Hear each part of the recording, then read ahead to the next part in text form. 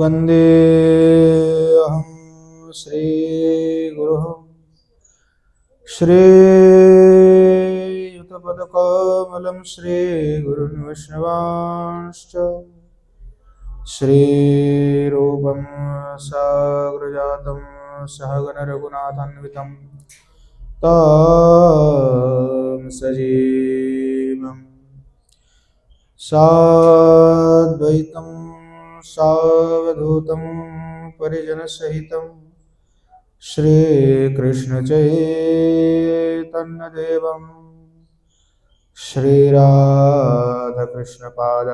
सहगणललिता श्री विशाखान्वितश्च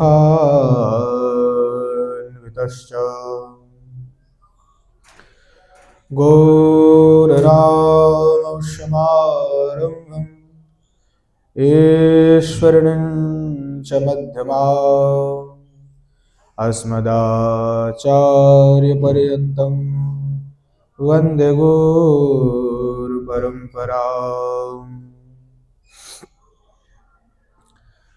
संसारदुःखजलधौ पतितस्वकामो क्रोधादिनक्रमकरहैर्कबलीकृतस्य दुर्वासनानिगडितस्य निराश्रयस्य चैतन्यचन्द्रममदेहि पदावलम्बम् पञ्चतत्त्वात्मकं कृष्णं भक्तरूपस्वरूपकं भक्तावतारं भक्ताख्यं नमामि भक्तशक्तिकम् बर्हापीडं नटवरवपुः कर्णयो कर्णिकारं बिभ्रद्भासः कनककोकिशं वैजयन्तीं च मालाम् रन्ध्रानवेन रधिरसुधया पूरयन् गोपवृन्दैर्बृन्दारण्यं स्वपदरमणं प्राविशद्गीतकीर्ति वृषारूढममाकन्तं शोभमीशं सदाशिवं हरिनामरसन्मत्तं नौमि गोपीश्वरं हरम् श्रीमद्भागवतं नौमि यस्यैकस्य प्रसादतः अजिगतानपि जानाति सर्वगमानपि विद्योल्लता विलसितानुपमाङ्गकान्ति वैदग्धकारुण्यरसाप्लुतपादमनिद्राम् वृन्दावनवनकुञ्जरसैकतृष्णां राधां विना किमपि तत्त्वमहं न जाने नारायणं नमस्कृत्य नरं चैव नरोत्तमं देवीं सरस्वतीं व्यासं ततो जयमुदीरये जननी जनको वन्दे धरणिधरणीधरो सन्तानवत्सलो भूयो सन्तानकुशलार्थिनो श्रीरूपं साग्रजं वन्दे रघुनाथं कृपामयं श्रीजीवं भट्टयोगं च शयनसुखदायकम् येषां सहजस्निग्धानं पादरेणुमभीक्ष्णसः सर्वविघ्नविनाशाय शिरसा धारयाम्यहम् वृन्द्यायै तुलसीदेव्यै प्रियायै केशवस्य च कृष्णभक्तिप्रदे देवी सत्यवत्यै नमो नमः वाञ्छकल्पतरुभ्यश्च कृपासिन्धुभ्यैव च पतितानं पावनेभ्यो वैष्णवेभ्यो नमो नमः। हरे कृष्ण कृष्ण कृष्ण हरे हरे हरे राम राम राम हरे हरे। बोलो श्री युगल सरकार सरकार की जय। श्रीमन महाप्रभु की जय। श्री गिरिराज महाराज की जय। बोलो जय जय श्री राधे श्याम।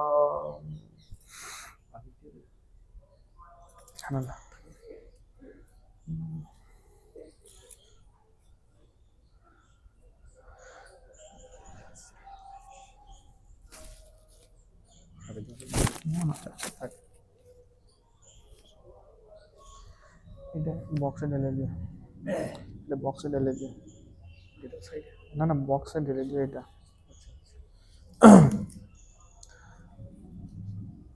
श्री पंडित बाबा की कृपा से नित्य सत्संग में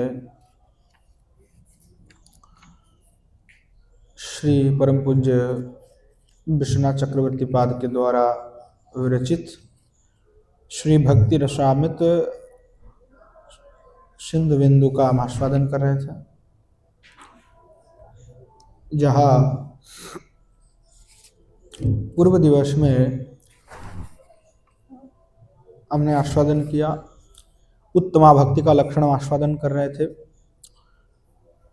कि अन्याभिलाषता शून्यम ज्ञान कर्माद्यनावृतम आनुकूल्येन कृष्णानुशरणम भक्तिरुत्तमा। उसके पश्चात में श्री गोस्वामीपाद अब कह रहे हैं उत्तमा भक्ति की जो भेद है उस भेद को जो है व्याख्यान कर रहे हैं। कह रहे हैं सा भक्ति ही तद वह जो भक्ति है, सा भक्ति ही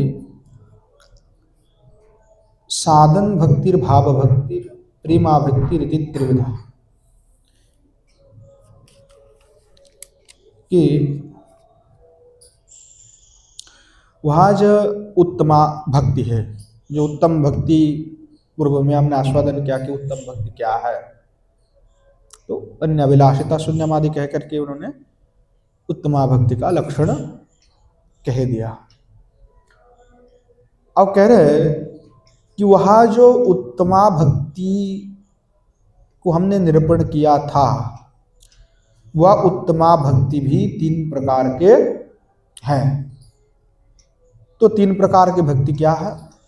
तो कह रहे हैं सा भक्ति ही, वह जो भक्ति है साधन भक्ति, तो पहला हो गया साधन भक्ति, दूसरा भाव भक्ति है और दूसरा है भाव भक्ति, और तीसरा है प्रेम भक्ति रीति त्रिविधा, और तीसरा है प्रेम भक्ति। तो आप कह रहे साधन भक्ति ही पुनर्वैधि रागानुगा भेदेन द्विविधा। तो जो साधन भक्ति है वह साधन भक्ति भी दो प्रकार के हैं। तो दो प्रकार क्या क्या है? एक वैधि है और रागानुगा है ना। तो वैधि भक्ति और रागानुगा भक्ति।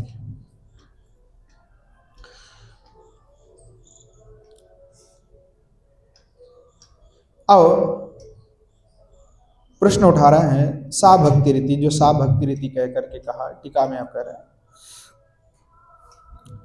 अथो अत्र साधन साध्य रूप द्विविधो भेद इवास्तु भावस्यमपि साध्य भक्त्यारंतर भावस्तु किम भेद त्रय करणेति चिन्ह।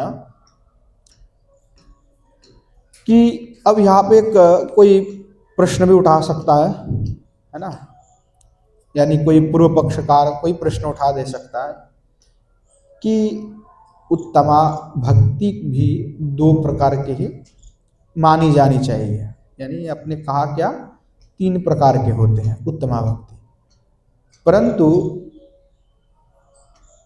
कोई अगर ऐसा प्रश्न उठा दे कि तीन मानने की क्या कारण है, दो ही मान लेते। कि एक साधन रूप साधन भक्ति और साध्य प्रेम भक्ति। तो जो भाव भक्ति है उस भाव भक्ति को दूसरी साध्य भक्ति रूप प्रेम भक्ति के ही अंतर्भुक्त मान लिया जाए। फिर अब अलग से 3 प्रकार जो भेद है वो 3 भेद स्वीकार करने की आवश्यकता ही क्यों है? क्या कारण है कि आपने 3 भेद यहाँ पे स्वीकार किया हुआ है? इसलिए कहा कि क्या प्रयोजन है कि आप तो पहले कह देते कि भाई एक साधन रूप है, एक साध्य रूप है, एक साधन रूप है, एक साध्य रूप है, और भाव भक्ति को साध्य भक्ति के अंतर्भुक्त कर लिया जाए। 3 भेद मानने की कोई आवश्यकता नहीं है। और क्या आवश्यकता पड़ गया है? तो कह रहे इस प्रकार की अगर आशंका करते हैं तो ये आशंका करना उचित नहीं है।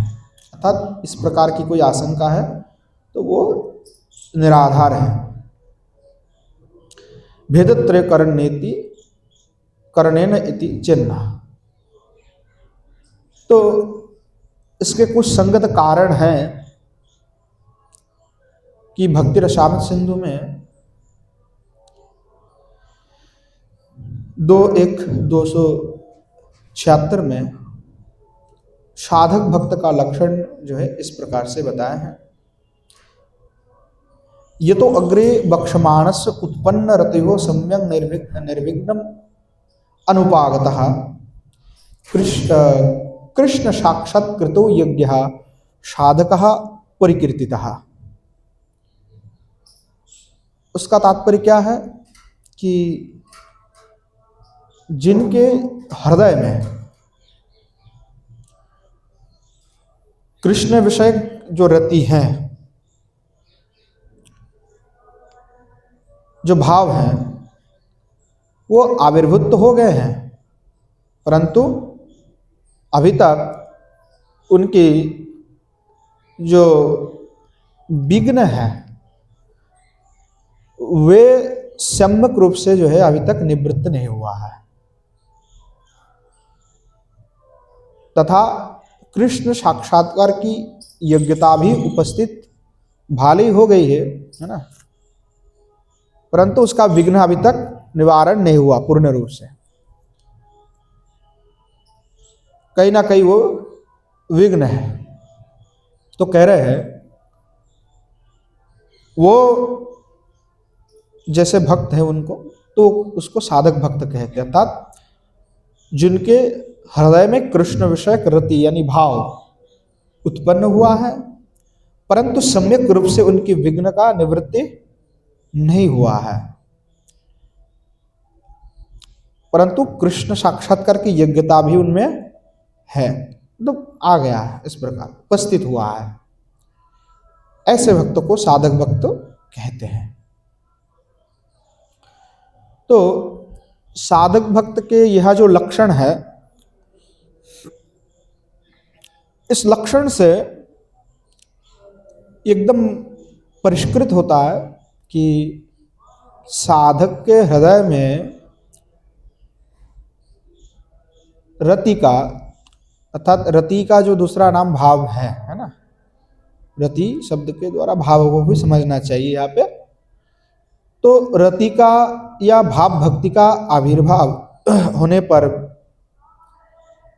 मतलब भाव भक्ति में जैसे साधक के हृदय में रति का अर्थात भाव का अथवा भाव भक्ति का आविर्भाव होने पर भी विघ्न की पूर्ण रूप से निवृत्ति नहीं हो पाई है, उस समय भी साधक भक्त में किसी ना किसी प्रबलतर महत अपराध का कुछ ना कुछ अंश अवशिष्ट रहता है।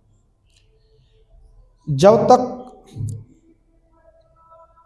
साधक भक्त के हृदय में लेश मात्र भी महत अपराध अवशिष्ट रहता है, तब तक उसके द्वारा क्लेश और विघ्न उत्पन्न होने की संभावना सदैव बनी रहती है। और तब तक वह जो साधक, उक्त साधक भक्त में, वह जो साधक भक्त है, उस साधक भक्त में साध्य भक्ति या प्रेम भक्ति का आविर्भाव संभव नहीं होता है। इसीलिए पहले क्या कहा था, साधन भक्ति, भाव भक्ति और प्रेम भक्ति। तो कह रहा है कि जब तक वो जो विघ्न है निवृत्त नहीं हो जाएगा, तब तक जो है उनमें साध्य भक्ति या प्रेम भक्ति का आविर्भाव वहां पे संभव नहीं होगा। इसीलिए भक्ति रसामृत सिंधु में आगे कहा है, इति साधक भक्त लक्षणस्य मध्ये रत्या परपरजस्य भावस्य आविर्भाव विषम्य निर्विघ्नम उपागता इति विशेषण प्रबलतरो कस्यचित् अपराधस्य कश्चन भाग वशिष्ठति लभ्यते। इसीलिए स्पष्ट करके विश्वनाथ चक्रवर्ती पाद कह रहे हैं कि भाले उसमें जो है रति उत्पन्न हुआ हो, परंतु उसकी विघ्न अभी तक सम्यक रूप से नष्ट नहीं हुआ हो, परंतु कृष्ण के साथ साक्षात्कार की योग्यता भी घटित हो गए हो, तो इसको हम साधक भक्त कहते हैं, है ना। तो कह रहे जब तक वो जो थोड़ा सा जो अपराध का लेश भी रहेगा, एकदम बिल्कुल ना के बराबर, ऐसे लेश मात्र भी जब तक रहेगा, तब तक जो है भक्त में, जो साधक भक्त है, तो साधक भक्त में साध्य भक्ति अथवा प्रेम भक्ति का आविर्भाव तब तक संभव नहीं होगा। क्योंकि जो कहीं ना कहीं वो जो अपराध है, वो अपराध के कारण विघ्न या क्लेश कहीं ना कहीं आके उपस्थित हो सकता है, हो जाएगा, इस प्रकार भाव है। एवं सति क्लेश जनकस्य अपराधस्य लेशोपि साध्य भक्तिर आविर्भाव न संभवति। अर्थात जब तक क्लेश है तब तक वो साध्य भक्ति या प्रेम भक्ति में, मतलब भक्त में जो है साध्य भक्ति या प्रेम भक्ति का आविर्भाव संभव ही नहीं होगा। तो वो जो महत अपराध है थोड़ा सा भी, वो नाश होने की आवश्यकता है। जब तक वो नष्ट नहीं होगा तब तक वो संभव नहीं होगा। यानी अपराध से पूर्ण बचना है। इसीलिए पूर्व में जब कहा कि प्रवृत्ति और निवृत्ति, तो निवृत्ति इसलिए कहा कि निवृत्ति में जब होता है तो उस समय में कोई भी अपराध आदि का भय नहीं रहता है।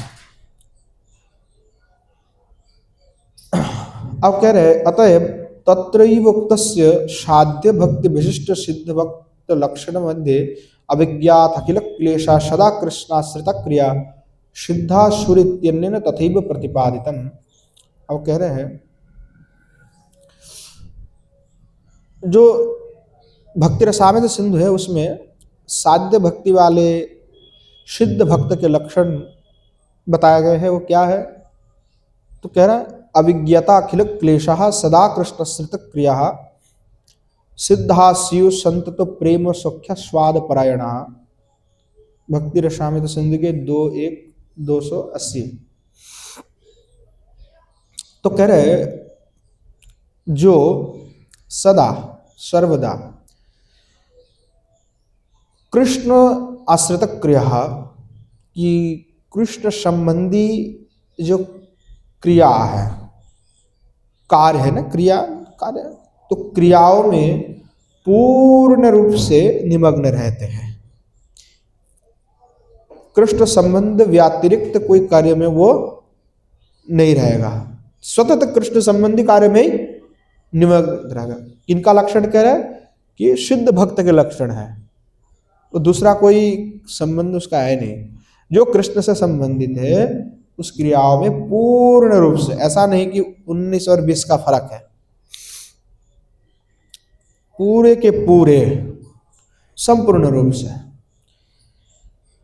और अविज्ञात अखिल क्लेशः, और किसी भी प्रकार से, किसी भी प्रकार के अखिल क्लेश, अविज्ञात अखिल क्लेशः, अखिल यानी जितने भी क्लेश है ना, वो जितने क्लेश है, किसी भी प्रकार के क्लेश है, वह क्लेश और वो विघ्न से, है ना, अविज्ञात है, उससे वो क्या होगा, अपरिचित रहता है, अपरिचित रहेगा, मतलब उसका कोई विघ्न भी नहीं है, कोई क्लेश भी नहीं है। जो सिद्ध महात्मा है, कोई क्लेश भी नहीं रहेगा, कोई मतलब उनसे अपरिचित है वो, ना तो उनको कोई विघ्न है ना कोई क्लेश है, तो क्लेश से और विघ्न से वो अपरिचित यानी मुक्त ही रहता है वो जो सिद्ध है। तो ऐसे जो संत तो प्रेम सख्यास्वाद परायण, और स्वतः तो जो है श्री भगवान के ही लीला चिंतन आदि में डूबे रहते, आस्वादन करते रहते। इस प्रकार जो भक्त है उसको सिद्ध भक्त कहा गया है। तो स्पष्ट कर दिया आप कि शुद्ध भक्त का लक्षण क्या है। तो कह रहे हैं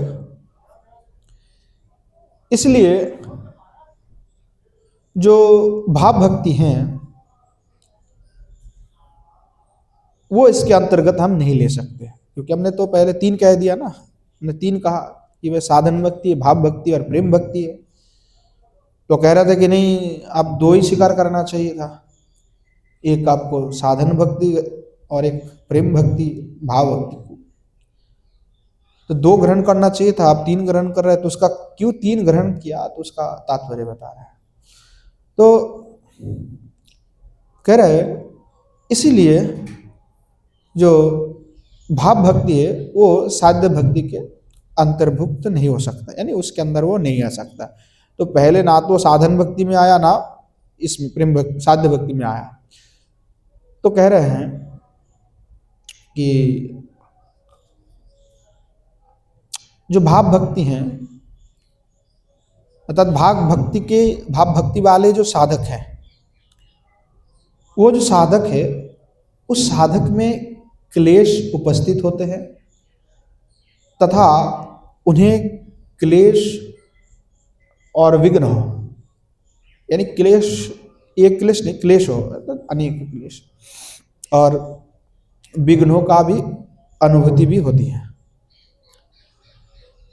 किंतु जो सिद्ध भक्त है, सिद्ध भक्त में ना तो क्लेश उपस्थित होता है, ना ही उनको क्लेश आदि का कोई अनुभव होता है।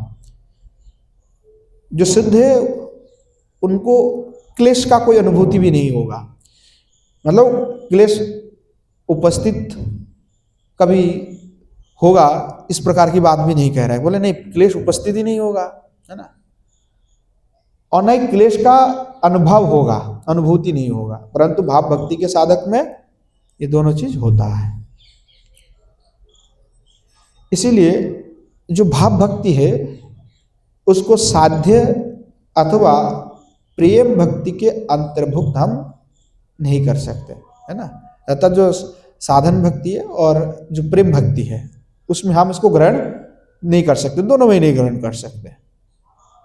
इसीलिए अलग से भाव भक्ति को इन्होंने ग्रहण किया कि जो तीन प्रकार के जो उत्तमा भक्ति है, उस उत्तमा भक्ति के भी तीन लक्षण बताया कि तीन प्रकार के भेद हुए, साधन भक्ति, भाव भक्ति और प्रेम भक्ति। तो जो साधन रूप और साध्य रूप ये दोनों ग्रहण कर लेते, भाई तीसरा ग्रहण करना ही नहीं था भाव भक्ति का। तो इसलिए कहा नहीं, इसका ग्रहण इसलिए किया गया क्योंकि ना तो ये साधन भक्ति में आ जाता है ना तो प्रेम भक्ति में आता है। अर्थात वो जो दोनों लक्षण बताया गया उन दोनों का, वो लक्षण के अंदर भी बैठता नहीं है, थोड़ा सा उससे भिन्न है। इसीलिए ना तो इसके पास जा सकता है ना इसके पास, तो इसको अलग से ही फिर बैठाया कि ये अलग है ये। तो इसलिए कहा कदापि उसको हम अंतर्भुक्त कर ही नहीं सकते। तस्माद अभावस्व साध्य भक्तिर अंतर्भावना संभवती, कि भाई इसको कभी संभव ही नहीं, इसके अंदर हम अंतर्भुक्त नहीं कर सकते कभी भी। तथैव साधन भक्तिर अंतर्भावस्तु सूत्रामेव नास्ति। ये तो अत्रीव प्रकरण है साधन भक्ति लक्षण है भाव साधन रूपत्व विशेषण भावस्य साधन भक्तित्व परास्तम भावस्य भाव साधन भवात। कह रहे पुनः ये पूर्व पक्ष होता है कि ऐसे स्थिति में भाव भक्ति को साधन भक्ति के अंतर्भुक्त कर लिया जाए। पहले आपने साध्य भक्ति के कह दिया, तो कह रहे इसके उत्तर में आप फिर पुनः स्पष्टीकरण कर रहे हैं कि भाव भक्ति साधन भक्ति का अंतर्गत है, यह भी हम कदापि नहीं कह सकते। पहले हमने कहा कि साध्य भक्ति में ले लेते भाव भक्ति को, पहले से ही जो है वो कह रहा है कि दोनों में नहीं आ सकता, तो अब पहले एक का निरूपण कर दिया, अब दूसरे का भी निरूपण करा कि इसमें क्यों नहीं आ सकता। तो कह रहे हैं क्योंकि इस प्रकार में जो साधन भक्ति है, तो साधन भक्ति का लक्षण भी इस प्रकार है, कृति साध्या भवित साध्य भावा ससाधन विदा नित्य सिद्ध से भावस्व प्राकट्यम हृदय साध्यता। भक्ति रसायन सिंधु के 1-2-2।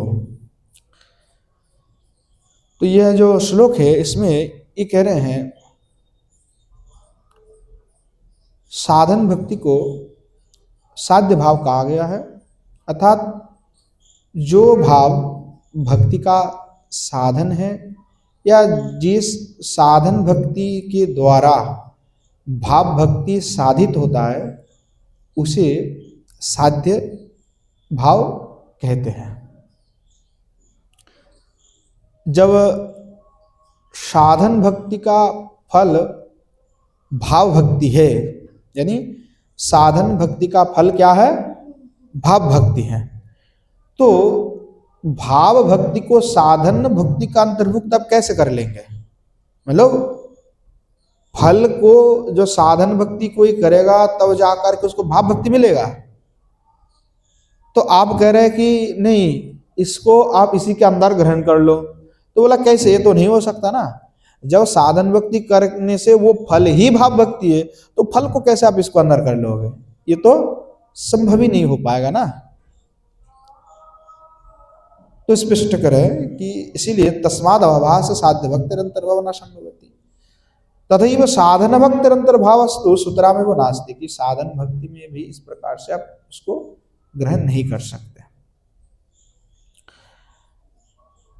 तो भाव भक्ति का साधन भाव भक्ति कदापि नहीं हो सकता है ना। अर्थात भाव भक्ति को साधन भक्ति का अंतर्भुक्त हम नहीं कर सकते, क्योंकि उस साधन भक्ति का फल ही भाव भक्ति है। और इसलिए भाव भक्ति का साधन भाव भक्ति कदापि नहीं हो सकता, क्योंकि हम साधन कर रहे हैं तभी तो भाव भक्ति मिल रहा है। तो भाव भक्ति का साधन भाव भक्ति कैसे हो जाएगा? ये तो कभी संभव नहीं हो सकता। इसीलिए पूर्व में जो साधन भक्ति, भाव भक्ति और प्रेम भक्ति कहा गया है, ये 3 प्रकार के जो भेद बताए गए हैं वो स्पष्ट रूप से सटीक हैं। यतो अत्रैव प्रकरणे साधन भक्ति लक्षणे भाव साधनत्व रूप विशेषणस्य भावस्य साधन भक्तित्वं परास्तम। भावस्य भाव साधनत्वात्, कि भाव का भक्ति का साधन भाव भक्ति नहीं हो सकता है। तस्मात् साधुक्तम भक्ति त्रिविधत्वमिति विवेचनीयम। इसलिए जो पूर्व में जो कहा है गोस्वामी पाद ने कि सा भक्ति साधन भक्ति भाव भक्ति प्रेम भक्ति रीति त्रिविधा, वो 3 जो कहा गया है वो यथार्थ है, उसमें कोई भी शंका नहीं होना चाहिए। स्पष्ट है 3 प्रकार की उत्तमा भक्ति है। अब साधन भक्ति का व्याख्यान कर रहे हैं। साधन भक्ति कृतीति, तो का साधन भक्ति ही पुनर्वैधि रागानुगा भेदेनो द्विविधा। अर्थात वह जो साधन भक्ति अब 3 बताए थे, तो साधन भक्ति भी 2 प्रकार के हैं। तो 2 प्रकार के क्या क्या है? तो कह रहे पुनः द्विविधा। द्विविधा क्या क्या है? तो एक वैधि है और एक रागानुगा है। अब उसी श्लोक का जो है अब उसका व्याख्यान कर रहे हैं उसमें कि सा सामान्य तो कृतीति सा सामान्य तो लक्षितोत्तमा। जो अन्यभिलाषिता शून्य आदि श्लोक में सामान्य रूप से जो उत्तमा भक्ति का लक्षण कहा गया है, क्योंकि उसमें तो विशेष व्याख्यान नहीं किया, एक शब्द में कहते हैं अन्यभिलाषिता शून्यम जन कर्माद्यनावृतम। तो अब उसका व्याख्यान कर रहे हैं कितना उसमें भेद है। वहां पे तो केवल एकदम सामान्य रूप से उत्तम भक्ति का लक्षण उन्होंने कह दिया। तो कह रहे वहां जो लक्षण बताया गया है, जब कोई भी बद्ध जीव इंद्रिय के द्वारा, बद्ध जीवों के जो इंद्रिय हैं उस इंद्रिय के द्वारा ही साधित होती है। कौन? भक्ति। हम जो कर रहे हैं, जो चेष्टा है, अनुशीलन, जो कहा कि अनुशीलन, तो क्या अनुशीलन, क्या चेष्टा? तो जो चेष्टा है वो किसके द्वारा कर रहे हैं? चेष्टा, नाम जप कर रहे हैं, किसके द्वारा कर रहे हैं? अपने जिह्वा के द्वारा कर रहे हैं नाम। ठाकुर जी के लिए फूल चयन कर रहे हैं, किसके द्वारा? हस्त के द्वारा कर रहे हैं। तो जो भी, या स्मरण हम कर रहे हैं तो कैसे कर रहे हैं? मन के द्वारा स्मरण कर रहे हैं। तो मन को तो कई लोग इंद्रिय ग्रहण करते, कई लोग नहीं करते, वो अलग बात है, वो अलग प्रसंग छिड़ जाएगा। जो दर्शन, अलग अलग दर्शन है, वो कोई मन को इंद्रिय मानते, कोई नहीं मानते हैं। तो सब कुछ बद्ध जीव अपने इंद्रिय के द्वारा ही वो साधना करती है, साधित होती है, उसके द्वारा किया जाता है। तब उसको हम क्या कहते हैं? साधन भक्ति है ना। तो इसीलिए जो भक्ति रसामृत सिंधु है उसमें कहा, तो यही थोड़ा सा उन्होंने लिया कृति इति कह करके, क्योंकि उन्होंने श्लोक का पूरा लिखा नहीं, उन्होंने कृति इति कह करके बस, क्योंकि भक्ति रसामृत सिंधु में जो है उसी का ही यहाँ पे संक्षेप में बिंदु है, भक्ति रसामृत सिंधु बिंदु, उसका एक बिंदु लिया और उसको व्याख्यान कर रहे हैं कि वहाँ पे बहुत विस्तार से कहा गया, और जो व्याकरण आदि शास्त्र अध्ययन नहीं किया उनके लिए थोड़ा कठिन हो जाता है। इसीलिए विश्वनाथ चक्रवर्तीपाद यहाँ पे बहुत सरल से, बहुत आसानी से इन्होंने समझने के लिए इसको व्याख्यान किया हुआ है। तो बड़ा समझने की, क्योंकि ये हम जो भक्ति कर रहे हैं, हम क्या कर रहे हैं, तो हमें खुद इससे देखना पड़ेगा कि हम कौन से भक्ति में लगे पड़े हुए हैं। हम क्या साधन वाले हैं? क्या भाव भक्ति हमारे अंदर आ चुके हैं? क्या प्रेम भक्ति को प्राप्त कर लिए हैं? क्या है अपनी स्थिति, क्या है दशा, क्या, कैसे जानेंगे? तो वो समझने के लिए हमें इसका ज्ञान आवश्यक है। इसको जानेंगे तब जाकर के खुद को झांक पाएंगे कि हम कहाँ है, अभी हमारा स्थिति क्या है, कहाँ पहुंचे हुए हैं, है ना। केवल करते जाएंगे, ठीक है, अच्छी बात है, करते करते हमें भी भगवत प्राप्ति होगा, पर स्वयं का एक अनुभूति भी हम फिर आगे कैसे बढ़ेंगे? खुद ही हमें नहीं पता कि हम किस राह पर चल पड़े हैं, हमारा मंजिल कहाँ है, तो फिर तो कहाँ जाके पहुंचेंगे कोई पता ही नहीं है। हो सकता है कि जब तक जाने का मार्ग का हमें बोध नहीं होगा, या से दिल्ली हमें जाना है, हमें मार्ग नहीं पता, तो हो सकता है कि हम चलते चलते भाई भरतपुर चले गए। हमको लगा कि भाई हम तो जाना था हमको दिल्ली, हम भरतपुर चले गए, क्योंकि हमें मार्ग ही नहीं पता कि किस राह पर हमको चलना है, कैसे हमको चलना है, परम उद्देश्य क्या है। तो कहा कि कृति सद्य भवित साध्य भावा साधना विधा नित्य शुद्धस्य भावस्व प्राकट्यम हृदय साध्यता। अर्थात जो साध्य भाव भक्ति, तो साध्य भाव भक्ति जब कृति शब्द का अर्थ हुआ इंद्रियों, तो इंद्रिय के द्वारा साधित जो है होती है, तब उसे हम साधन भक्ति कहते हैं। और जीवों का जो प्रत्येक जीव है, वो सभी जीव भगवान के नित्य सेवक है। हमने पिछले दिन बताया ना कि तत्पदार्थ, त्वम पदार्थ और जीव ब्रह्म ऐक्य जो ज्ञान है, तीन ज्ञान है। तो उस ज्ञान में से तत्पदार्थ और त्वम पदार्थ का ज्ञान होना परम आवश्यक है, और जो ब्रह्म ऐक्य का ज्ञान है, जीव ब्रह्म ऐक्य का, उसको त्याग देना है। तो जो त्वम पदार्थ है उसमें हम बताते हैं कि जीव और जो ईश्वर है, ब्रह्म है, उन दोनों में संबंध क्या? सेव्य सेवक संबंध है।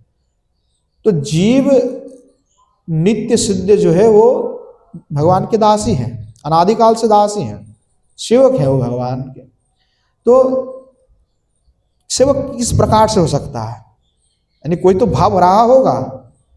तो भक्ति ही जीव का नित्य सिद्ध भाव है।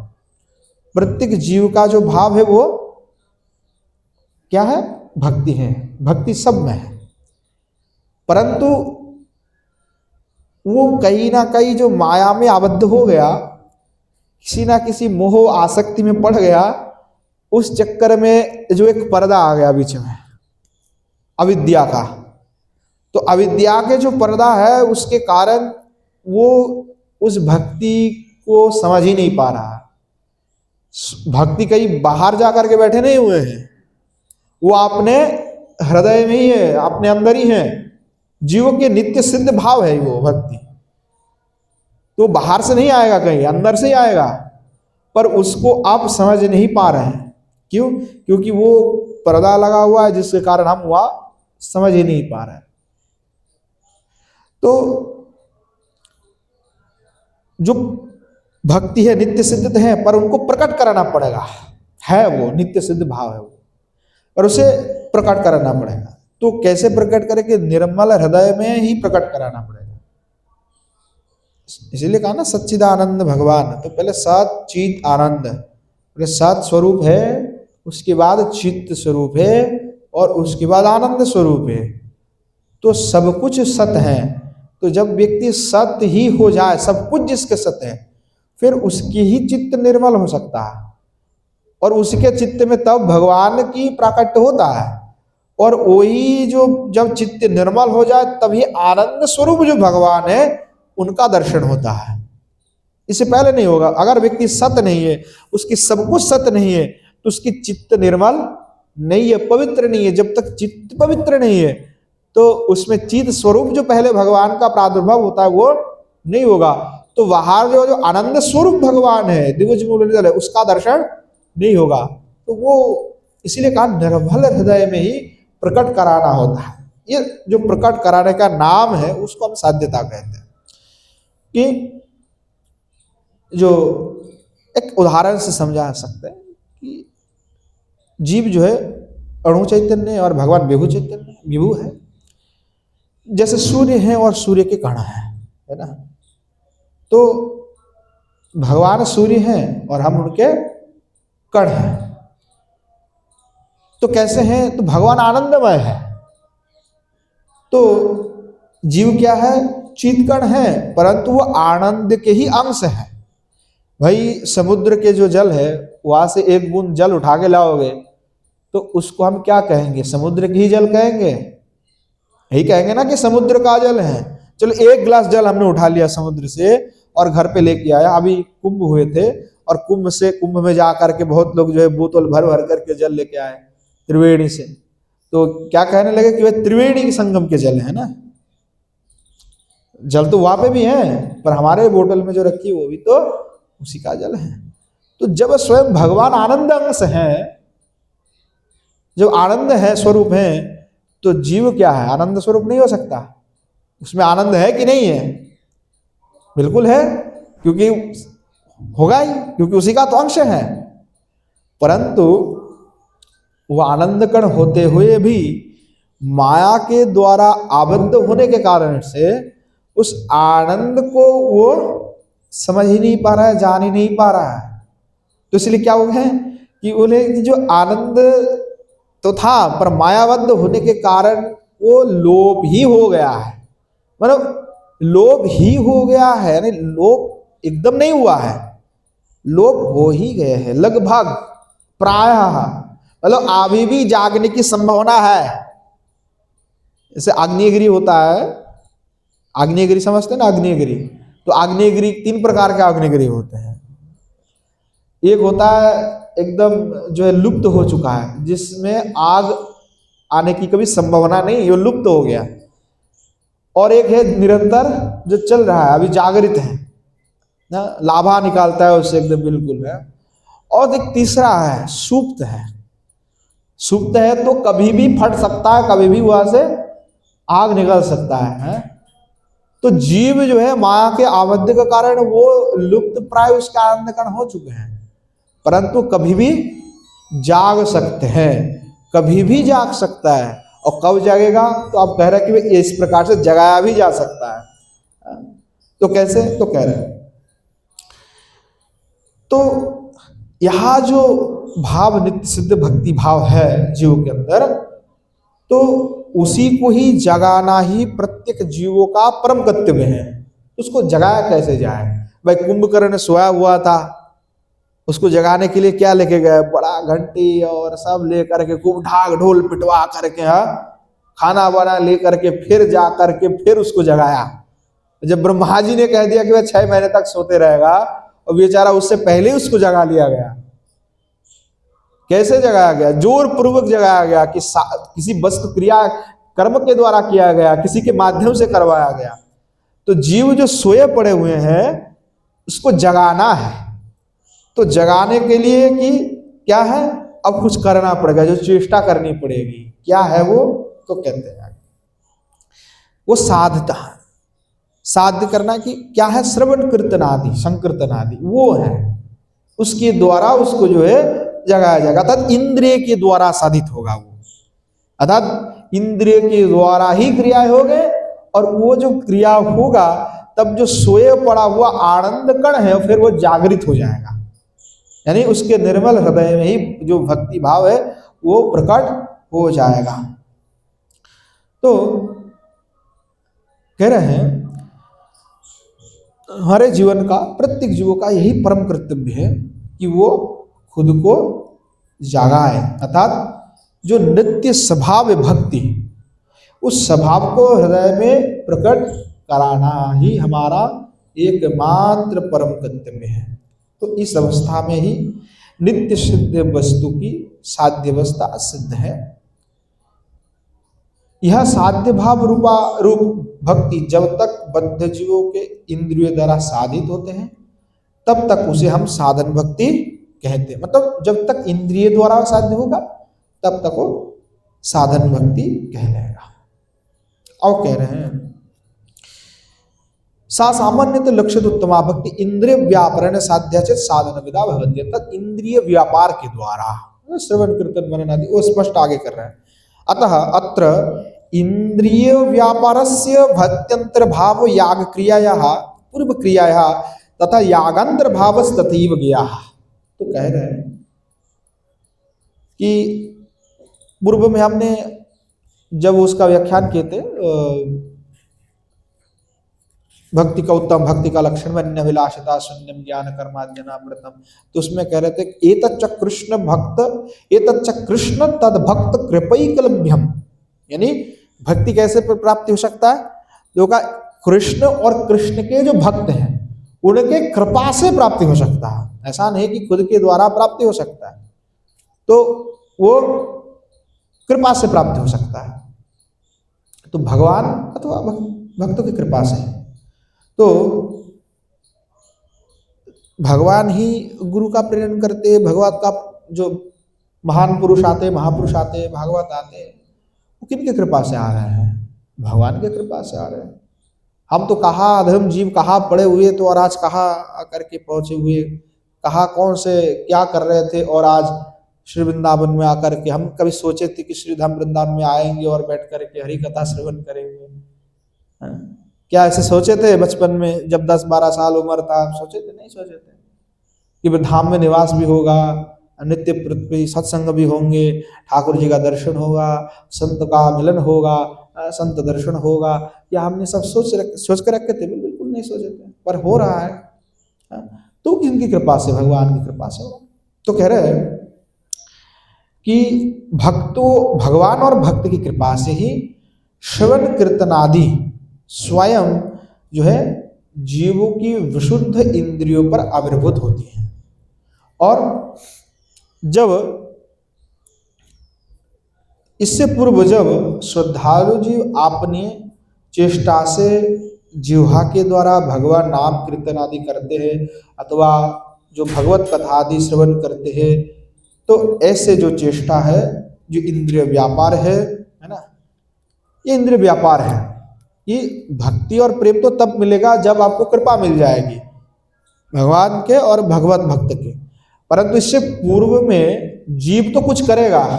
क्या कर सकता है? कि उपदेश मिला गुरुकरण आश्रय हुआ तो हम भगवान नाम कर रहे हैं, या भगवान के लिए जो सेवा आदि है, श्रवण कीर्तन आदि भी हम जो, इसीलिए श्रवण की बड़ी महिमा है कि श्रवण करना, श्रवण कीर्तन, पहले श्रवण करना फिर कीर्तन करना है, फिर स्मरण इत्यादि आगे प्रसंग है।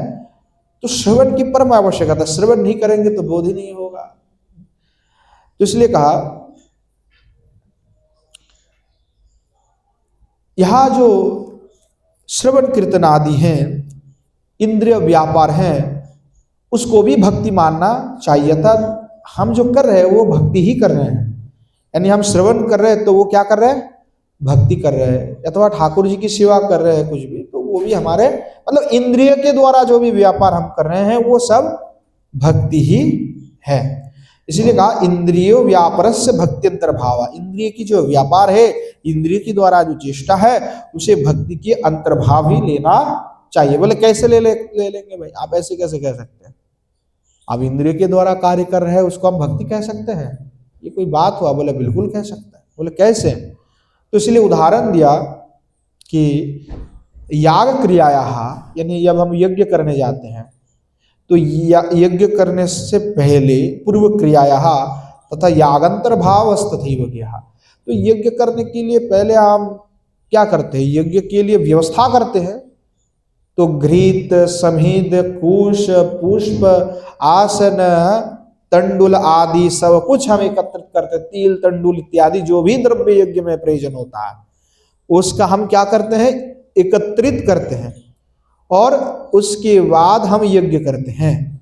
तो जब वो यज्ञ के लिए सामान जो भी है हम एकत्रित कर रहे हैं, अर्थात ये यज्ञ से पूर्व अनुष्ठित क्रिया है, तो क्या ये यज्ञ नहीं है? बोले हाँ, वेदादि शास्त्र में इसको भी यज्ञ के अंदर ही माना गया कि ये भी यज्ञ ही, यानी जैसे यज्ञ करने की पूर्व जो क्रिया होती है वो यज्ञ के अंदर ही पड़ता है, उसी प्रकार भक्ति की जो क्रिया है, अर्थात भक्ति के प्रादुर्भाव होने से पहले जो क्रिया हम इंद्रिय के द्वारा कर, अभी हमारे हृदय में कोई भक्ति अभी प्रकट नहीं हुआ है, भक्ति हमको लाभ नहीं हुआ है, परंतु वो लाभ हो इसलिए जो हम चेष्टा कर रहे हैं पूर्व में, वो भी भक्ति ही कहा जाएगा, उसे भी भक्ति ही कहा गया है।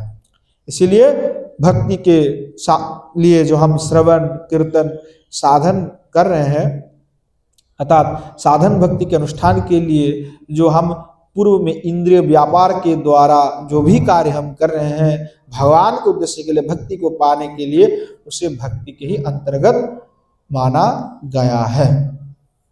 इस प्रकार जो कह रहे तेन भक्ति भिन्नस्य न भक्ति ही जनकत्वमिति सिद्धांतोपि सच्यते, कि कह रहे जो भक्ति है उस भक्ति के भिन्न कर्म, ज्ञान, योग, तपस्या, व्रत, उपवास जो भी है वो किसी भी साधन के द्वारा भक्ति का आविर्भाव नहीं कराया जा सकता।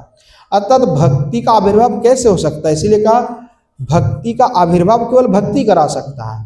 अर्थात भक्ति भिन्नस्य ना भक्ति जनकत्वम, अर्थात भक्ति के व्यतिरिक्त ऐसा कोई क्रिया नहीं जिसके द्वारा भक्ति का उत्पादन किया जाता, अर्थात भक्ति प्राप्त हो सकता है। भक्ति के द्वारा ही भक्ति प्राप्त हो सकता है, भक्ति के व्यतिरिक्त भक्ति प्राप्त नहीं हो सकता।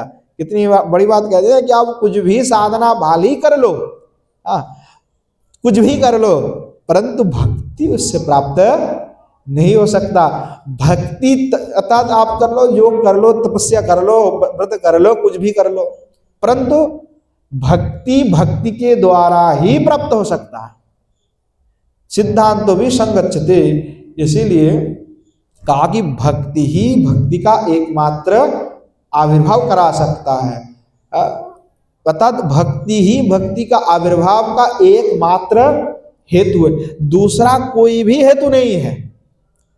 कोई भी ऐसा दुनिया में साधन नहीं है जिसके द्वारा भक्ति आपको प्राप्त होगा। इसीलिए संतों महंतों को इसीलिए कहा गया जो वैष्णव है उसके लिए तो दूसरा कोई साधन ही नहीं है, केवल और केवल भक्ति मूलक साधन है, जिसमें दूसरे यज्ञ आदि इत्यादि की कोई आवश्यकता भक्ति में प्रयोजन नहीं पड़ता। वो भक्ति के विघ्न उत्पादन करने वाले हैं। खास करके जो विरक्त है, विरक्त के लिए तो कुछ भी कर्म नहीं, वो केवल ही केवल भक्ति में लगे रहना है। और जो घर गृहस्थ में है अभी, उनके लिए थोड़ा अलग थोड़ा सा विधान है, उनके लिए यज्ञ आदि इत्यादि का भी विधान किया गया है, क्योंकि उसमें प्रयोजन पड़ता है। परंतु जो विशुद्ध भक्ति में लगे पड़े हुए, क्योंकि पूर्व में हमने कहा कि जो लोकाचार में रहेंगे उनको आचरण करना है, परंतु कैसे? अश्रद्धा से करना है कि भाई अगर नहीं करेंगे तो फिर आगे उच्छृंखलता हो जाएगा। इसलिए अश्रद्धा से वो कर्म को करना है, ताकि लोग उसको माने नहीं तो फिर उद्दंड हो जाएगा, उच्छृंखल हो जाएगा, समझ व्यवस्था नष्ट हो जाएंगे। तो इसलिए भक्ति केवल भक्ति के द्वारा ही प्राप्त हो सकता है, दूसरे किसी साधन के द्वारा नहीं प्राप्त हो सकता है। और यह जो सिद्धांत है, इसलिए का सिद्धांत उपि संगच्छते, और यह सिद्धांत पूर्ण रूप से संगत है। मतलब ऐसा नहीं आप ये कह सकते कि नहीं ये सिद्धांत ठीक नहीं है, नहीं, यही सिद्धांत है और यही एकमात्र सिद्धांत है, दूसरा कोई सिद्धांत है ही नहीं। यही परम सिद्धांत है कि भक्ति का हेतु भक्ति है, तो हम जो भी चेष्टा करेंगे वो श्री ठाकुर जी के लिए ही करेंगे। इंद्रिय के द्वारा जो भी व्यापार करेंगे वो भक्ति को प्रादुर्भाव कराने के लिए ही करेंगे, नहीं तो वो भक्ति नहीं होगा, कुछ और हो जाएगा, अभक्ति हो जाएगा। भक्ति नहीं है जो सो अभक्ति है, तो उसके द्वारा हमें कोई फल प्राप्ति नहीं होगा। तो भक्ति करने का फल क्या है? भक्ति ही है। भक्ति करने से भक्ति वृद्धि होगा। जितना भक्ति करते जाएंगे, व्यापार करते जाएंगे इंद्रिय, उतना उतना वृद्धि उत्तरोत्तर वृद्धि हो जाएगा। अब कह रहे हैं अत्र भाव भक्तिर अनुभाव रूपस्य श्रवण कीर्तनादे साधनत्व व्यवहार भावात वारणा साध्य। अब कह रहे हैं कि भाव भक्ति के अनुभाव या कार्य रूप अवस्था में श्रवण कीर्तनादि अंगों सभी को साधन भक्ति कह करके व्यवहार नहीं किया जा सकता, भाव भक्ति कह करके व्यवहार किया जा सकता है। उसका निवारण करने के लिए साध्य भावा यह विशेषण का प्रयोग कर रहा है। तो कह रहा है जो भाव भक्ति है, भाव भक्ति के अनुभाव या कार्य रूप अवस्था में श्रवण कीर्तनादि अंगों को भाव भक्ति ही कहा जाता है। उन्हें साधन भक्ति कहना बिल्कुल ही उचित नहीं होगा। इसीलिए इसका निवारण करने के लिए मूल श्लोक में साध्य भावा विशेषण का प्रयोग यहाँ पे किया गया है, जिसके द्वारा भाव साधित होता है। साध्य भावो या सभावजनक इत्यर्थो धर्मादि पुरुषार्थंतर साधक भक्तिश्च परिहृता उत्तमया उत्क्रांतत्वात्। अर्थात जिसके द्वारा भाव साधित होता है अर्थात साध्य होता है, उसे साध्य भाव कहते हैं। अर्थात जिसके द्वारा भाव साधित होगा उसको हम साध्य भाव कहते हैं। तो साधन भक्ति जो है वो भाव भक्ति का आविर्भाव कराते हैं। पहले भी हमने थोड़ा बोला, अब स्पष्टीकरण थोड़ा सा कर रहे हैं कि साधन भक्ति हम करेंगे, यानी इंद्र व्यापार आदि जो कर रहा है वही तो साधन भक्ति हो गया। तो वो जो करेंगे करते करते ही हमारे भाव भक्ति का आविर्भाव होगा। ऐसा नहीं कैसे हो जाएगा, नहीं, उसके द्वारा ही भाव भक्ति आविर्भाव होता है। तो कह रहे जिस भक्ति से धर्म अर्थ काम मोक्ष आदि अन्यान्य पुरुषार्थ साधित होता है, उस भक्ति को साधन भक्ति से अलग रखा गया। इसीलिए का साध्य भाव हो गया सभाव जनकृत्व धर्मादि पुरुषार्थ अंतर भावो अंतर साधकश्च परिहिता उत्तमा ग्रंथात्, कि जो धर्म अर्थ काम मोक्ष हैं, चार पुरुषार्थ हैं, क्योंकि हम तो पंच पुरुषार्थ को मानते हैं। बाकी बहुत सारे संप्रदाय जो चार ही पुरुषार्थ को मानते हैं, पर गौड़ीय संप्रदाय में चार पुरुषार्थ नहीं है, वह पे पंचम पुरुषार्थ हैं। और वो पंचम पुरुषार्थ क्या है? प्रेम। प्रेम ही पंचम पुरुषार्थम है ना। दूसरे दूसरे और भी संप्रदाय है, फिलोसॉफी है, दर्शन है, जो चार को ही मानते, धर्म अर्थ काम मोक्ष है, चतुर वर्ग जिसको कहते हैं, परंतु हमारे यहाँ पे पंचम एक पुरुषार्थ है, वो है प्रेम। इसीलिए कहा कि धर्म अर्थ काम मोक्ष ये जो पुरुषार्थ चतुष्टय है वह जिसके द्वारा साधित होता है, अर्थात जिस भक्ति से साधित होता है उस भक्ति को साधन भक्ति से अलग रखा गया है। उस भक्ति को जो है हम साधन भक्ति नहीं कह सकते, क्योंकि हमारा लक्ष्य प्रेम प्राप्ति है। हमें धर्म अर्थ काम और मोक्ष से कोई लेना और देना नहीं है, हम इनसे हमें कोई प्रयोजन नहीं है, हम तो इनके परे जाना चाहते हैं, हमें प्रेम प्राप्ति हमारा लक्ष्य है। तो इसीलिए जो भक्ति से जो क्रिया से ये प्राप्ति होगा वो क्रिया हमें कोई आवश्यकता भी नहीं है, तो इसीलिए कहा वो साधन भक्ति से इनको अलग ही रखा गया। तो इसलिए कहा कि उनको अगर ऐसे कोई भक्ति है जिसके द्वारा ये प्राप्ति होता हो तो उसे हम साधन भक्ति नहीं कह सकते, क्योंकि साधन भक्ति का परम उद्देश्य क्या है? प्रेम प्राप्ति है। तो प्रेम प्राप्ति का तो हमें तो भाव भक्ति प्राप्ति होगा उसके द्वारा। इसलिए कह रहे हैं कि जो भक्ति है भवादीनाम साध्यते कृत्रिमत्वात् परम पुरुषार्थत्व अभावास्य द्वितीय शंक्य नित्यति, कि जो भक्ति है उसमें कोई दूसरा कामना नहीं होनी चाहिए, केवल भक्ति के परम उद्देश्य भगवत प्राप्ति होनी चाहिए, भगवान की सेवा प्राप्ति होनी चाहिए, दूसरा कोई भी कामना नहीं होनी चाहिए। अर्थात भक्ति के अतिरिक्त किसी भी अन्य को कोई भी कामनाओं का गंध मात्र जिस भक्ति में नहीं है उसको ही हम उत्तमा भक्ति कहते हैं। तो यहाँ पे तो हम प्रसंग पहले से क्या कहें कि उत्तमा भक्ति का लक्षण निरूपण कर रहे हैं कि जो उत्तमा भक्ति है वो 3 है ना। तो वो जो उत्तमा भक्ति का हम लक्षण कर रहे थे उसी में तो ये प्रसंग आया। तो जो उत्तमा भक्ति पहले से ही है उसमें कोई कामना नहीं हो सकता है ना, उत्तमा भक्ति में कोई कामना बिल्कुल ही नहीं हो सकता, जिसमें कामनाओं का गंध मात्र है, यानी कोई भी वांछा है, केवल इतर अभिलाष धर्म अर्थ काम मोक्ष ये अभिलाष अगर उसमें है तो उसको हम भक्ति नहीं कह सकते ना। तो इसलिए वो भक्ति की चर्चा ही नहीं हम कर रहे हैं, हम तो उत्तम भक्ति की चर्चा कर रहे हैं।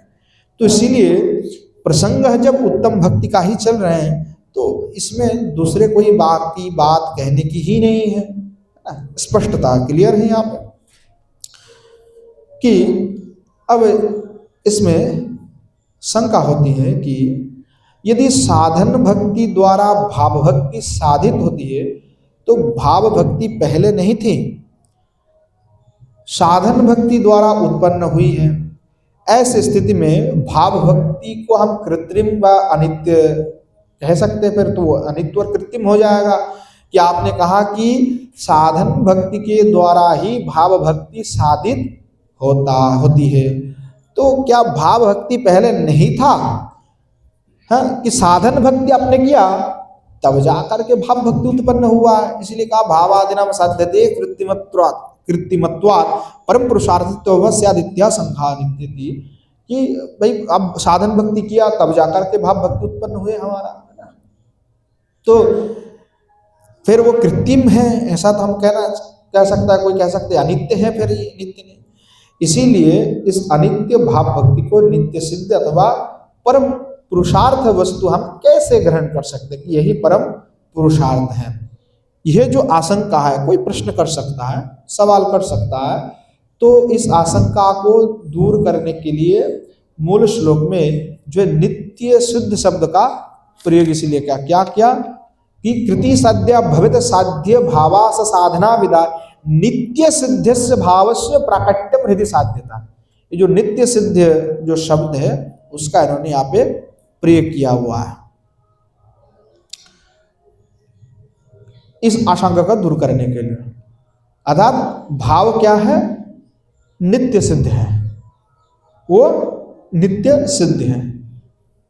और भगवान के जो नित्य परिकर है उन नित्य परिकर में जो भाव है वो सदैव जो है वो विराजमान रहता है। अर्थात जो नित्य सिद्ध है, भाव तो नित्य सिद्ध है, तो इसीलिए जो भगवान के परिकर है उसमें वो नित्य सिद्ध रूप में ही विद्यमान रहता है। तो वही जो नित्य सिद्ध भाव है, वही नित्य सिद्ध भाव जो है नित्य परिकरों के माध्यम से, उनके कृपा से, जब तक वो महत है, जो भगवान के पार्षद है, भगवान के जो सेवक है, जो उस स्तर में पहुंच चुके हैं, सिद्ध हो चुके हैं कि भाव जिसके अंदर, जिसके पास वो भाव है, तो ऐसे जो व्यक्ति है उसके माध्यम से फिर जो बद्ध जीव है, जो अभी ये साधन भक्ति कर रहे हैं, इंद्रिय व्यापार कर रहे हैं, तो उनके हृदय में फिर वो स्वयं आविर्भूत हो जाता है। इसलिए चैतन्य चरितामृत में भी इस प्रकार कहा गया कि नित्य सिद्ध कृष्ण प्रेम साध्य को बुनाए श्रवण आदि शुद्ध चित्ते करय उनाय। यानी ये आप नित्य सिद्ध भाव है तो ये साधन है ना, तो इसलिए जब श्रवण आदि हम करेंगे तो चित्त हमारी शुद्ध होगा, और जब चित्त शुद्ध हो जाएगा फिर वो भगवान और भगवत की भक्तों की कृपा से वो हमारे हृदय में प्रकट हो जाएगा। इसलिए कहा कि जो कृष्ण प्रेम है वो नित्य सिद्ध है, कृष्ण प्रेम बिल्कुल नित्य सिद्ध है, अर्थात साधनों के द्वारा ये साध्य नहीं है कि आप कहेंगे कृष्ण प्रेम है तो हम साधना करेंगे तो इसे सिद्ध हो जाएगा, नहीं, वो साध्य ही नहीं है, वो आविर्भाव होता है। इसलिए कहें तो श्रवण भाव से उपलक्षण मतः श्रवण कीर्तनादयो ग्राह्या। तो कह रहे हैं श्रवण आदि जो भक्ति है उस भक्ति के अंग के द्वारा शुद्ध जो चित्त है, श्रवण आदि जो कर रहे हैं उनका चित्त क्या होगा, शुद्ध होगा। तो जो शुद्ध चित्त है उस शुद्ध चित्त में वहां जो कृष्ण प्रेम है वो स्वयं आविर्भूत होता है, हम आविर्भूत कराना नहीं पड़ेगा, जब वो ये करते जाएंगे तो स्वयं वो आविर्भूत हो जाएगा। तो भाव वहां जो प्रेम है उस प्रेम की प्रारंभिक अस्फुट अवस्था है, यानी अस्फुट यानी स्पष्ट नहीं है, एकदम बिल्कुल प्रकाशित नहीं है, मतलब है तो है परंतु एकदम बिल्कुल प्रकाशित नहीं है। तो कह रहा जिसको हम ये भी कह सकता है कि अंकुर है ना, मतलब प्रेम का अंकुर भी हम उसको कह सकते हैं कि प्रेम अंकुर है। और भाव की जो परिपक्व अवस्था है अथवा जो प्रगाढ़ अवस्था है उसको ही हम प्रेम कह सकते हैं। अर्थात स्पष्ट रूप से है कि भाई भाव की जो परिपक्व अवस्था है, प्रगाढ़ अवस्था है, उसका नाम ही प्रेम है।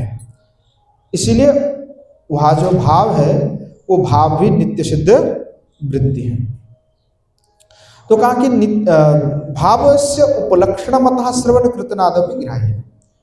तो यहाँ पे भाव शब्द का प्रयोग जो है उपलक्षण के रूप में जो है किया गया है। इसीलिए भाव शब्द से भाव भक्ति में अनुभव या कार्य रूप श्रवण कीर्तन आदि को भी ग्रहण करना चाहिए। तो इसका स्पष्ट करें कि भाई उपलक्षण क्या होता है। तो उपलक्षण उसको कहते हैं कि स्व प्रतिपादकत्वे स्वति स्व इतर प्रतिपादकत्व उपलक्षणम, अर्थात जो लक्षण अपना प्रतिपादन तो करता है पर दूसरे का भी प्रतिपादन करता है उसको हम उपलक्षण कहते हैं। तो ये उपलक्षण के रूप में भाव शब्द का प्रयोग हुआ है। कैसे? तो कह रहे, उदाहरण दे रहे, तेषामपि कत्री जिह्वादो प्रकट्य मात्रम यथा श्री कृष्ण वसुदेव गृहे अवतार भक्तादिनम भक्ति विशेषत्वेन अग्रे सादृश्यमानत्वदिति भावः, कि जैसे जो भाव शब्द हमने कहा उस भाव शब्द में भाव भक्ति के अनुभव या कार्य रूप जो श्रवण आदि कीर्तन आदि है उसको भी हमें ग्रहण करना है। बोले कैसे? जैसे हम कहें कि श्री कृष्ण वसुदेव गृह अवतारा, अतः जो भगवान कृष्ण है वो वसुदेव जी के घर में अवतीर्ण हुए हैं। क्या हम ये कह सकते हैं कि वसुदेव जी ने कृष्ण को जन्म दिया है? वसुदेव जी ने कृष्ण का जन्म दिया था, क्या हम ये कह सकते हैं? नहीं कह सकते, क्योंकि ये बात ठीक नहीं है। उसी प्रकार जो लोग नित्य सिद्ध श्रवण कीर्तन आदि भक्ति के अंगों के अनुष्ठान में प्रवृत्त हो जाते हैं, प्रवृत्त होते हैं, अर्थात जो हमने पद्धति बताया इस साधना करते साथ उस इंद्रिय व्यापार आदि के द्वारा साधित होता है, तो उनके कर्ण और जिह्वादि इंद्रियों पर स्वयं जो श्रवण कीर्तन आदि अंग समूह है वो स्वयं ही प्रकाशित हो जाता है। इसलिए कहा तेषामपि कत्र जिह्वादो प्रकट्य मात्रम, अर्थात जो श्रवण आदि हैं वो अंग में स्वयं ही प्रकाशित हो जाता है। तब जो उस प्रकार से करेगा तो धीरे धीरे उसी के हृदय में ही, उसके जो इंद्रिय में वो स्वयं जो है वो श्रवण कीर्तन आदि स्वतः वो नित्य सिद्ध जो भाव है वो स्वतः जो है प्रकाशित हो जाएगा। क्योंकि भक्ति भगवान के स्वरूप शक्ति की एक वृत्ति है, विशेष वृत्ति कहा गया उसको। वो पूर्व में श्लोक में ही हमने पूर्व दिवस में व्याख्यान किए थे। तो कह रहे हैं कि भक्ति नाम भगवत शक्ति विशेषत्वेन अग्र साधुष्यमानत्व इति भावः। तो यहाँ जो भक्ति है भगवान के स्वरूप शक्ति की एक वृत्ति विशेष है, इसका जो निरूपण आगे अर्थात भाव भक्ति की प्रसंग में उसको स्पष्ट रूप से किया जाएगा। तो इस प्रकार से जो है श्री चक्रवर्ती पाद जो है व्याख्यान कर रहे हैं कि किस प्रकार से भक्ति का जो है भाग कर रहे हैं, विभाजन कर रहे हैं। कि पहले तो उन्होंने कह दिया कि 3 भक्ति हैं, है ना, साधन भक्ति, प्रेम भक्ति और भाव भक्ति। और तीनों में उसके बाद पहले उन्होंने साधन भक्ति लिया, और साधन भक्ति को पहले उन्होंने 2 भाग में भाग किया कि एक वैदी है, एक रागानुगा है। तो उसी के व्याख्यान में इन्होंने ये प्रसंग कहा। अब आगे जो है प्रेम आविर्भाव कैसे होता है उसको जो है श्री आचार्य पद आगे कहेंगे कि प्रेम के कैसे आविर्भाव होता है। और आज समय भी हो चुके हैं तो आज यहीं पे विश्राम लेते हैं। आगे हम आस्वादन करेंगे कि कैसे प्रेम का आविर्भाव होता है, ठीक है ना, वो क्या क्रम है जिसके द्वारा हम समझेंगे कि भाई हमारे अंदर भी वो प्रेम है। तो इसलिए साधक को साधना करना है, साधना है कैसे, इसलिए श्रवण कीर्तन आदि जो भी हम सेवा करते हैं उसकी बड़ी महिमा है। और जो वैष्णव है उनको इसी में लगे रहना है, करते जाना है, सब कुछ श्री ठाकुर जी के लिए करते जाना है। और जब करते जाएंगे तो धीरे धीरे स्वतः वो जो नित्य सिद्ध भाव है तो स्वतः हमारे अंदर वो प्रकट हो जाएगा, प्रकाशित हो जाएगा। तब जा करके धीरे धीरे हमें भी अनुभव होगा, अनुभूति होगा, फिर आगे प्रेम आदि का भी प्रादुर्भाव होगा, फिर तो श्री ठाकुर जी के चरण कमल की प्राप्ति भी होगा। ये तो अनिवार्य है, प्रत्येक जीव का किसी ना किसी कालखंड में वो श्री भगवान के साथ उसका मिलन होगा ही होगा। ये अनादि सिद्ध है और होगा ही होगा। कब होगा उसका पता नहीं है, पर होगा। पर हमें प्रयास भी करना पड़ेगा। अगर घर वर छोड़ करके हम प्रयास ही नहीं करेंगे फिर आगे हम कैसे बढ़ेंगे। तो आज यहीं पे विश्राम देते। प्रेम से बोलिए जय जय श्री राधे निताय गौर शतानंद प्रेमानंद हरि हरि बोलो। श्री जुगल सरकार की जय, श्री जुगल सरकार के समस्त पार्षद वृंद की जय, श्री वृंदावन धाम की जय, धाम में विराजमान सभी संत वैष्णव भक्त वृंद की जय, श्री जमुना मैया की जय, श्री गिरिराज गोवर्धन की जय, श्रीमन महाप्रभु की जय, श्रीमन महाप्रभु के समस्त पार्षद वृंद की जय, श्री नवद्वीप धाम की जय, धाम में विराजमान सभी संत वैष्णव भक्त वृंद की जय।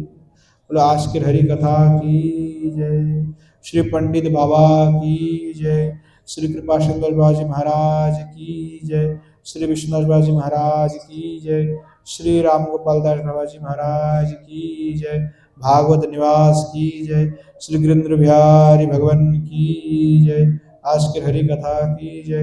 हरि कथा में पधारने वाले सभी संत वैष्णव भक्त वृंद की जय।